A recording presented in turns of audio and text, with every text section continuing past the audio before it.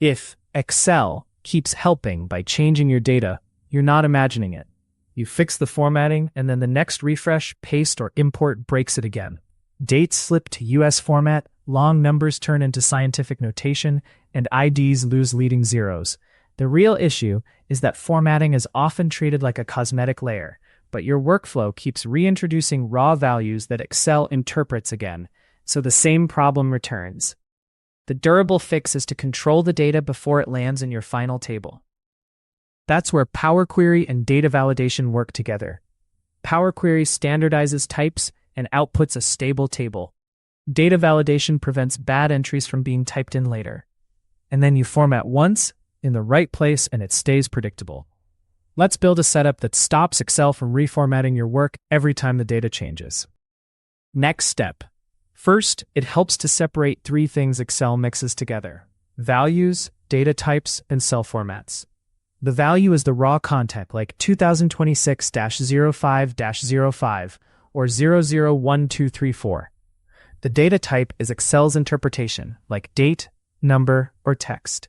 The cell format is how it displays, like dd/mm/yyyy, or showing leading zeros. The trap is that imports, pastes, and refreshes can change the type, even if you formatted the cells.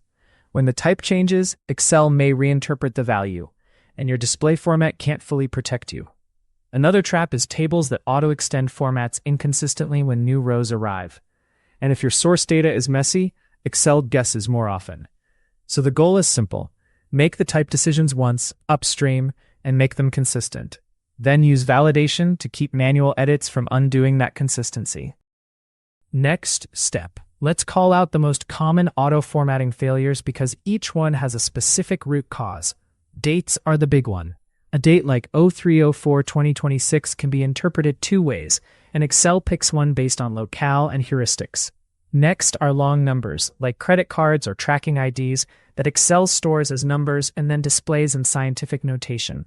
Then there are codes with leading zeros, like 000712, which turn into 712 the moment Excel thinks it's numeric. Another problem is mixed type columns where some rows are text and others are numbers. Excel will try to normalize them and you get inconsistent results. Finally, there's the silent conversion problem, where a value looks fine but is stored differently than you expect. Power Query is ideal here, because it forces explicit typing rules instead of guesses. Next step. Here's the strategy that holds up over time. You want one landing zone for raw data and one output zone for trusted data. Power Query sits between them. It imports from your source, cleans and standardizes, and loads into a table that you treat as read-only. That loaded table becomes the single source of truth for your workbook. Then your reports, pivots, charts, and formulas all reference that table. The key is that you don't keep reformatting the raw inputs. You format the output table once, after the query is stable. And you avoid typing directly into the output table. If people need to add or correct entries, you give them a controlled input area with data validation. That way, manual edits follow rules, and the query output stays consistent on every refresh. Next step. Now let's set up Power Query the right way, starting with the import. The most important habit is to avoid relying on automatic type detection. Power Query often adds a step called change type. That step is convenient, but it's also where many problems begin, because it can guess wrong when the source changes. A safer approach is to define types intentionally after you've cleaned the column values. For example, trim spaces, remove non-printing characters, and standardize separators first, then set types.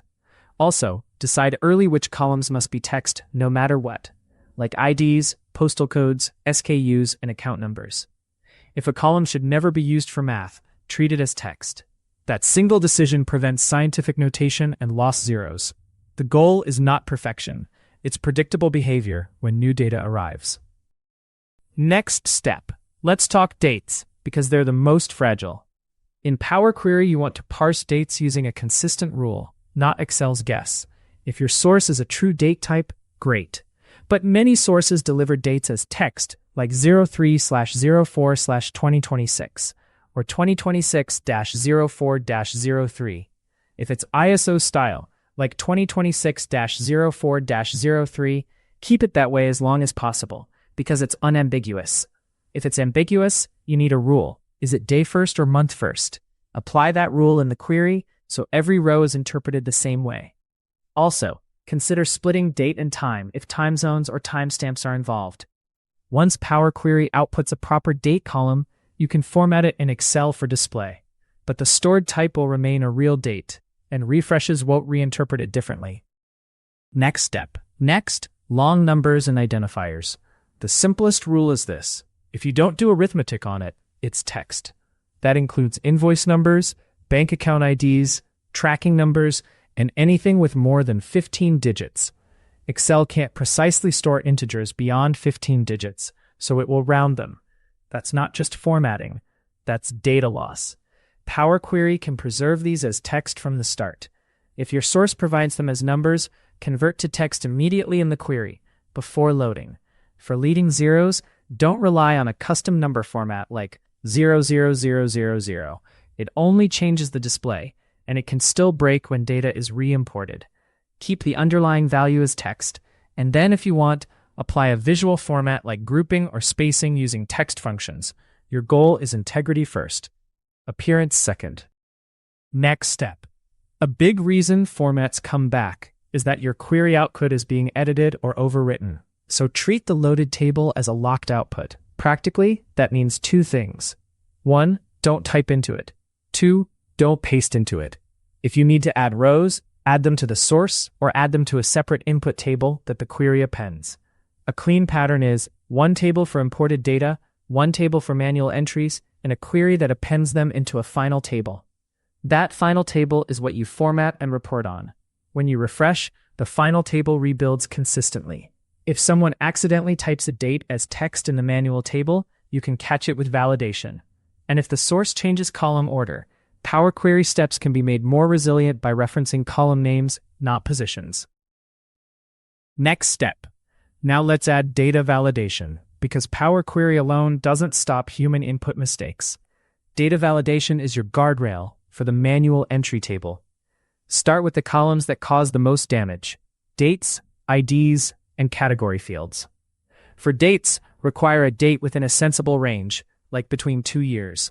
For IDs, require text length or a pattern, like exactly 8 characters, or only digits, but stored as text. For categories, use a drop-down list sourced from a small reference table, not typed manually.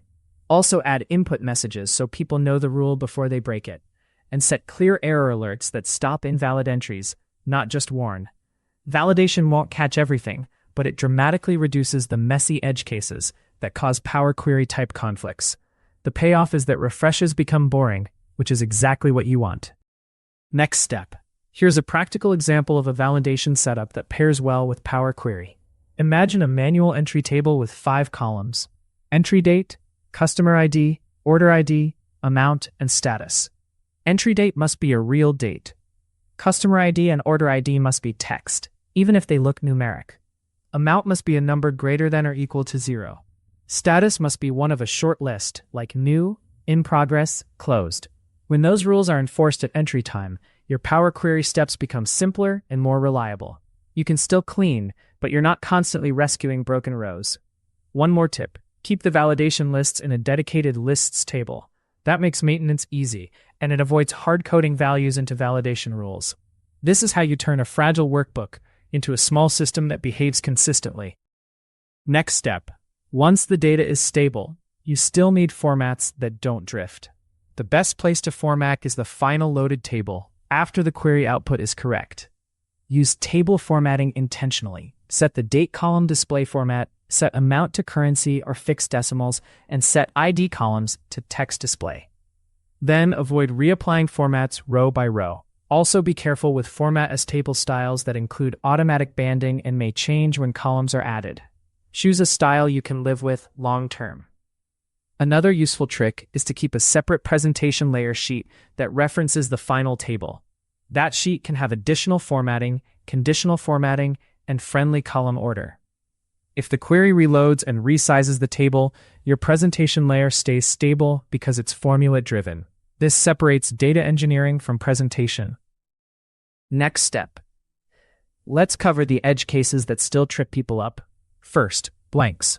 A column with many blanks can cause type detection issues, especially if the first rows are empty. In Power Query, it helps to set types after filtering out empty rows, or after replacing blanks with null consistently.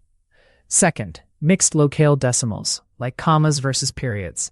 Decide one standard and convert in the query.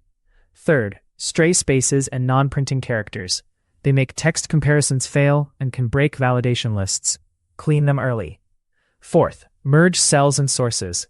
They import badly and create shifted columns. Avoid them in any source you control. Finally, if your source is a CSV, remember it has no real types, only text. That makes explicit typing in Power Query even more important. Handling these edge cases is what makes your solution durable, not just functional. Next step. Here's a quick checklist you can use whenever auto-formatting returns. 1. Identify whether the problem is value, type, or display format. 2. Check if the data is coming from paste, import, or refresh. 3. Move the fix upstream into Power Query so it happens every time. 4. Force text for identifiers and anything longer than 15 digits. 5. Make dates unambiguous and parsed by rule. 6. Prevent new bad data with data validation in the manual entry area. And 7. Keep the query output read-only with a separate place for people to type. If you apply that checklist, you'll stop fighting the same battle every week. Your workbook becomes predictable, your reports stop breaking, and you spend time analyzing instead of repairing. If you want, you can also expand this into a template, so every new file starts with the same stable structure. Next step. To wrap it up, the reason Excel auto-formatting keeps returning is that the workbook keeps receiving fresh, reinterpreted data. The long-term fix is not more manual formatting. It's a pipeline. Power Query standardizes, and data validation protects. Set your types deliberately, especially for dates and identifiers. Keep your final table as the read-only output, and give people a separate, validated place to enter or correct data.